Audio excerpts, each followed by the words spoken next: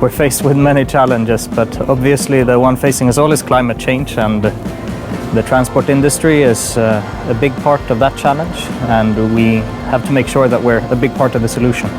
In general, we work with the three pillars of energy efficiency, alternative fuels and electrification, and connected, smart and safe transport. And we have to work with a technology push.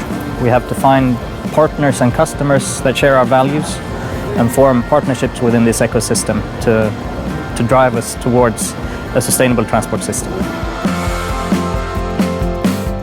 Main highlight is that it is possible to reach climate neutral transport system by 2050, staying within the allowed budget of remaining CO2 emissions, but it will require something huge from the entire ecosystem. We can start already here and now.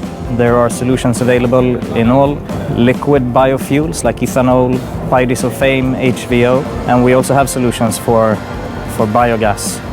And electrification will be coming. Also in some segments of transport, it will be the dominating technology in many years to come. But on our way there, we have to support through technology and infrastructure for all the viable options.